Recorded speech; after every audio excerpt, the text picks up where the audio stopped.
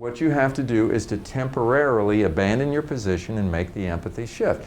Your position won't go away. Yeah, you have a position. Forget about it. Forget you even have a position.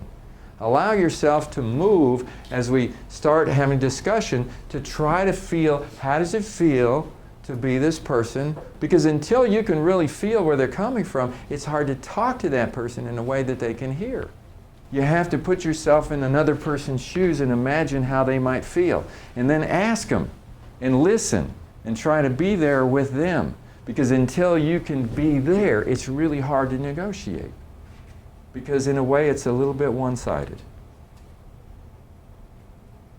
Now, a lot of times, I play the role of mediator when two people can't seem to come to agreement. And I come in and I'm a disinterested third party.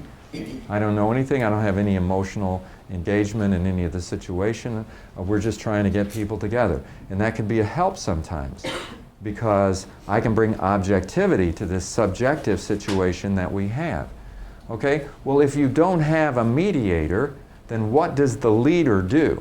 So we had a leadership class yesterday. So the leader's role is to try to separate themselves from this part of me that is just sort of within my skin and so forth and has my perceptions, to try to be as objective as I possibly can, which means I already know how I feel. Now I need to know how this person feels. See, when I'm coming as a mediator, I spend time with each person privately to try to understand how they feel, what's been going on, and so forth. I give equal time. I really try to understand. Then when I bring them together, then I try to do the mediation. So you already know how you feel. So you have to put, if you're going to be the mediator, in other words, the leader, the negotiator who's going to lead this into positive territory, because the other person may just get upset and all this kind of stuff, you want to try to keep that from derailing your conversation. In order to do that, you need a high degree of objectivity, and you can't get that until you can equally see how they feel.